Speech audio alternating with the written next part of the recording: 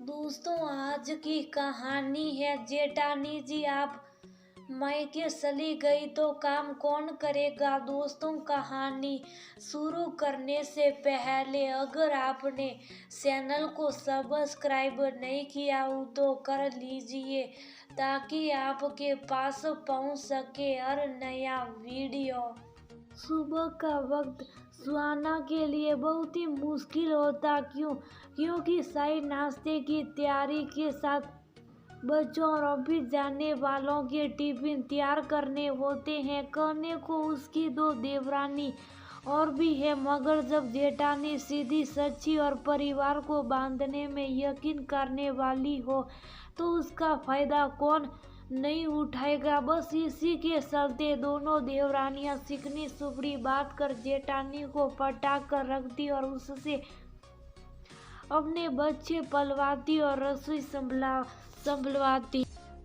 और सुहाना को भी इससे कोई परेशानी नहीं थी। वह तो खुद चाहती थी कि जहाँ उसने गृहिणी बनकर अपनी पढ़ाई लिखाई बर्बाद कर दी, वहाँ उसकी दोनों देवरानी है नौकरी करे और आत्मनिर्भर बने। ऐसा हुआ भी। सुरभि एक प्राइवेट टीचर है और उसी सीए हैं। सभी को जल्दी निकलना होता था, इसलिए सुबह के सबके टिफिन सुहाना अकेले ही बनाती थी। ऐसे ही दोपहर और रात तक रसोई में लगी रहती। सुरभि तैयार होकर परस संभालते हुए बोली, सुहाना भाभी, टीनू मीनू के लंच में मटर पनीर देना, मैंने शाम को फ्रिज में ला कर रखा है। मगर सुरभि, मैंने तो पराठा और आलू की सूखी सब्जी बना दी है। प्लीज भाभी, अगर मटर पनीर नहीं रखा तो दोनों मेरी जान खा जाएंगे। और फिर सफल मटर पनीर में कितना समय लगता है, बना दीजिए ना। आप तो वैसे कितनी एक्सप्रेस है और मैं तो यही ले जाऊंगी। बोल टिफिन को अपने पर्स में डाल स्कूल निकल गई। अचानक समय तो लगता है पर तुम लोगों के लिए कुछ भी बोल। सुहाना ने मटर पनीर बना, सारों बच्चों को तैयार किया, टिफिन थमा, सबको बस स्टॉप पर छोड़कर आई। सोचा चाय पी लूं, तभी छोटी देवरानी रूसी अंगड़ाई लेते हुए बोली, भाभी एक कप चाय मुझे भी बना दीजिए और सोनू को पास्ता बना कर रख दीजिए और कल रात की बनी हुई इडली फ्राई कर देना। मगर रूसी आलू की सूखी सब्जी है, मटर पनीर, इनमें से कुछ भी रख देती हूँ, कल सबके लिए जैसा खाना बना दूंगी। अरे नहीं भाभी, आपको पता है ना सोनू प्ले स्कूल में लंच देखते ही रोने लगेगा। आप उसकी पसंद आलू पराठा बना कर रख लीजिए और मैं तो सिर्फ बनाना शेक ही पीऊंगी। देखिए, मैंने फल लाकर शाम को ही रख दिए थे, सब बच्चों को खिलाना। गोलू और प्रिया को बहुत पसंद है, उनके लिए एप्पल भी लाई थी। अच्छा, आप सोनू को तैयार कर दीजिएगा, तब तक मैं थोड़ा फाइल देख लूँ, फिर उसे रास्ते में छोड़ ऑफिस निकल जाऊंगी। बोल अपने कमरे में चली गई। चाय बनाकर उसने आलू के पराठे बना, सोनू का टिफिन तैयार कर दिया। 9 बज गए थे। सोचा शांति से बैठकर चाय पीती हूँ और काम वाली मुन्नी दीदी का इंतजार करती हूँ। तभी सौरभ गुस्से से बोले, तुम्हें पूरे घर की फिक्र होती है, कभी सोचा है पति को भी किसी चीज की जरूरत पड़ती होगी, परेशानी होती होगी, तुम तो सामान जमा देती हो, ढूंढना तो मुझे ही पड़ता है। आओ आकर बताओ, मेरा रुमाल और बेल्ट कहाँ रखा है। सही छोड़ सुहाना कमरे में जाकर सौरभ का सामान निकाल कर देती है। तभी देवर गौरव बोले, भाभी मेरा नाश्ता लगा दो, मुझे ऑफिस निकलना है। जी भैया। बोल पराठे, आलू की सब्जी, मटर पनीर की सब्जी। अरे क्या भाभी, आलू के पराठे नहीं बनाए भैया, वह तो मैंने सिर्फ सोनू के लिए बनाए थे। क्या यार भाभी, माँ सरपंच बना लेती। आपको पता है ना मुझे भी कितने पसंद है। उनकी खुशबू से ही मुझे लगा था कि आज आपके हाथ के स्वादिष्ट आलू के पराठे खाने को मिलेंगे। कोई बात नहीं गौरव, कल मैं सभी के लिए आलू के पराठे बना लूंगी। आज आप ये खा जाइए। इतने में छोटे देवर विशेष बोले, भाभी मेरा सर बहुत दर्द कर रहा है, कॉफी बना दीजिए और साथ में 2 ब्रेड जैम दीजिएगा। मेरा ये हैवी नाश्ता करने का मन नहीं है। फिर रसोई में फरमाइश पूरी करने पहुंच गई। ये कोई एक दिन नहीं था, रोज की यही कहानी थी, मगर उसने खुद ये रास्ता सुना था, फिर वह पीछे कैसे हट सकती थी। 16 साल पहले सुहाना वर्मा परिवार की में बड़ी बहू बनकर आई थी। सासू ने बहुत अच्छे से घर गृहस्थी के काम सिखाए। सौरभ के दोनों छोटे भाइयों को भाई अपना बेटा ही मानना, यही समझाया, कभी इन्हें इस घर से अलग मत करना। सासू माँ को गंभीर बीमारी थी, जिसके चलते शादी के 1 साल बाद ही वे चल बसी। फिर सौरभ और सुहाना ने मिलकर ही दोनों की शादी की और सुहाना बन गई सुरभि और उसी की बन गई भाभी माँ। तभी से बच्चे हो या बड़े सभी एक समान ही ख्याल रखती हैं। देवरानियों को रसोई में आने के लिए बाध्य नहीं करती। कभी उन्हें लगता कि भाभी माँ की तबीयत ठीक नहीं है तो खाना होटल से मंगाकर इस्त्री कर लेती। इधर सुरभि और उसी दोनों की सोच का पहलू थोड़ा अलग था। माना भाभी हमें रसोई के काम में नहीं अटकाती है, मगर हम भी तो बर्तन झाड़ू पोछा वाली के पेमेंट करते हैं, साथ में सब्जी भांजी लाकर रखते हैं, खाने पीने की हर चीज बाजार से लाकर एडवांस में रखते हैं। भाभी को किसी बात के लिए परेशान नहीं होना पड़ता। तो जब हम इतना कुछ करते हैं तो वे हमारे बच्चों और खाने पीने की व्यवस्था कर देती हैं।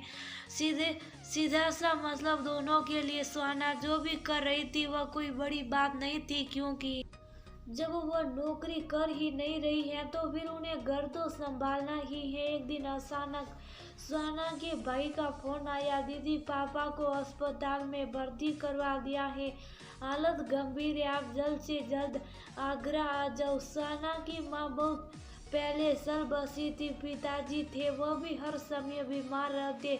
भाभी बहुत तेज थी, इसलिए वह मायके भी ज्यादा नहीं जा पाती थी, जिसका फायदा सभी को मिलता था। सभी को पता था भाभी अपने मायके नहीं जाती तो उनका भरपूर फायदा उठाया जाता। उसने तुरंत ये बात सुरभि और उसी दोनों को बताई और कहा, तुम गोलू बिरिया दोनों बच्चों का ख्याल रखना, सुबह दोनों को जबरदस्ती उठाना पड़ता है, गोलू को ब्रश करा देना वरना बिना करे ही चला जाएगा, साथ में उनकी परीक्षाएं हैं, रोज समय पर उन्हें पढ़ने बिठा देना, ट्यूशन से आने पर उनके खाने पीने का ध्यान रखना, रात में दोनों दूध पीकर सोते हैं उन्हें दे देना और भाई साहब का भी टिफिन समय पर लगा देना वरना वह बहुत गुस्सा जाते हैं, और शाम को आते ही गरम चाय देना, हो सके तो कुछ सूखा नाश्ता रख देना और हाँ खाने के बाद कुछ मीठा जरूर रखना। सौरभ ने बात की गंभीरता को समझते हुए उसका टिकट कराने के लिए मोबाइल उठाया ही था कि छोटी देवरानी रूसी बोली, भाभी माँ कैसी बातें कर रही है, मैं इतना सब कैसे करूँगी, मेरे तो ऑफिस में ऑडिट चल रही है, सुबह जो निकलती हूँ शाम तक आती हूँ, एक काम कीजिए सुरभि भाभी को बोल दीजिए वहीं अपने स्कूल से छुट्टी ले लेंगे और सारा दिन घर संभालेगी। घर के कामों से बचने के लिए पैतरा फेंका। मंजली देवरानी सुरभि का पीछे रहने वाली थी, छोटी की सब चालाकियां जानती थी तो मासूम बनाते हुए बोली, भाभी माँ आप तो जानती हैं सुबह 7 बजे स्कूल निकल जाती हूँ, 4 बजे तक आती हूँ, महीने में 1 से ज़्यादा छुट्टी पर मेरी तनख्वाह कट जाती है, मेरा माइग्रेन, साथ में दोनों बच्चे, आखिर मैं कैसे संभालूंगी 500 बच्चों को, आप तो अच्छे से जानती हैं। और फिर ठंडे आ रही है, मुझे तो बहुत ठंड लगती है, कैसे रसोई में इतना काम करूंगी। एक काम कीजिए, जरूरी ना हो तो मत जाइए, या फिर सौरभ भाई साहब को भेज दीजिए, वह सब कुछ अच्छे से संभाल लेंगे। आप कहाँ अस्पतालों के शक्कर काटेगी, ऊपर से रुपया पैसा की जरूरत हो तो हम आपको हर तरीके से सपोर्ट करेंगे। इतना ही नहीं, अपनी बीवियों की बात सुनकर दोनों लाडले देवरों ने हाँ में हाँ मिलाई। आखिर वह भी अपनी बीवियों को सुलह शौका में घींचते हुए कैसे देखते हैं। और फिर भाभी सली की तो फरमाइशें कौन पूरी करता, समय पर काम कैसे पूरे होते। सबकी बात सुन सुहाना ज्वालामुखी की तरह फूट पड़ा। शुभ करो तुम लोग, वहाँ मेरे पिताजी वेंटिलेटर पर पड़े हैं और तुम लोगों को अपनी पड़ी है, जरा सी भी शर्म नहीं है। आखिर मेरा परिवार इतनी बेगैरत कैसे हो सकता है। जिन लोगों को मैं अपना सब कुछ मानती हूँ, अपना सब कुछ वार देती हूँ, वह लोग मेरे साथ ऐसा करेंगे। अगर मुझे 4 दिन के लिए कहीं भी जाना भी पड़ जाए तो तुम्हें अपना घर और मेरे 2 बच्चे तुम लोगों को भारी पड़ते। मेरा क्या, जो अपने बच्चों के साथ तुम्हारे बच्चों को भी बराबरी से पालती हो, कभी उनकी फरमाइश में कमी नहीं होने देती, हर चीज का ध्यान रखती हो। तुम उससे ज्यादा वो अपनी ताई पर विश्वास रखती है। भाभी माँ ऐसा मत बोलिए, हम भी घर के लिए कितना कुछ करते हैं, कभी राशन पानी की कमी नहीं हो देते। अपने बच्चों के साथ आपके बच्चों पर भी खर्च करते हैं, उसके बदले में अगर आप थोड़ा खाना पीना और हमारी गैर हाजिरी में उनका ध्यान रख लेती हैं तो कोई एहसान थोड़ा करती हैं। घमंड से भर रूसी बोली, हाँ रूसी ठीक कहती है, आखिर हमने ऐसा क्या कह दिया। जल्दबाजी करने से अच्छा है स्थिति को समझने के लिए समय लीजिए, जरूरत हो तो आप चले जाइएगा। फिर इंसान अस्पताल में है, क्या पता कल ही वापस आ जाए और आपका आना जाना आपकी तकलीफ ही बढ़ेगी। हम आपकी भलाई के लिए ही बोल रहे हैं, बस करो तुम लोग। आज तुमने बता दिया कि कितनी कदर है तुम्हें मेरी। तुमने आज मेरी 16 साल की तपस्या को अपनी नौकरी और पैसों के घमंड से तोल लिया। मैं तो समझती थी ये तो मेरा प्यार और समर्पण है, हम एक संयुक्त परिवार है, मगर इस तरह के पहलू भी निकल कर आएंगे पता नहीं था। एक बार मुझे जरूरत पड़ी तो तुम सबने अपने हाथ खड़े कर दिया। तुम लोग चाहते हो कि मैं उधर से ना जाऊं, वह भी अपने पिताजी को देखने। रूसी सुरभि, तुम लोग ना जाने कितनी बार अपने मायके के वार त्योहार शादियां करने चली जाती, तो कभी अपने पतियों के साथ हिल स्टेशन पर जाती हो, वह भी बच्चों को छोड़कर। मैंने तो कभी इस बात पर तेरा मेरा नहीं किया। नौकरी करने जाती हो, पीछे से तुम्हारे पति बच्चों का सारा काम मैं देखती हूँ, घर की व्यवस्था ये मुझसे टिकी है। और तो और तुम लोग आने के बाद गरम चाय हाथों में देती हूँ, इसलिए नहीं कि किसी दिन मुझे जरूरत पड़ेगी तो तुम्हें ऐसे हाथ खड़े कर दोगी। ऊपर से रुपया पैसा का एहसान जताती हो, कहने से पहले एक बार सोचा होता। अगर मैंने तुम्हें इतना सपोर्ट नहीं किया होता तो क्या तुम बच्चों के साथ इतना मैनेज कर पाती, यूँ संसद होकर अपनी जिंदगी जी पाती। अब एक काम करो, तुम दोनों अपनी गृहस्थी अलग कर लो और अपने रुपये पैसे के दम पर एक नई कार्रवाई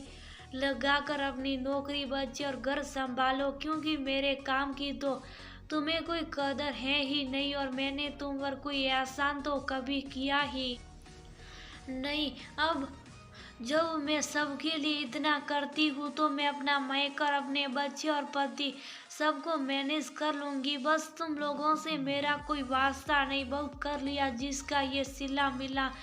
गुस्से से बोली, रुपया पैसों की घमंड में दोनों देवर ऊपर से माले पर शिफ्ट हो गए। घर में काम करने के लिए काम वाली, रसोई, बच्चों की देखभाल के लिए आया, सब लगा ली गई। फिर भी रूसी और सुरभि दोनों को अब अपनी नौकरी और बच्चों को लेकर वैसी निरसत नहीं रही जैसी भाभी माँ की छत्र छाया में थी।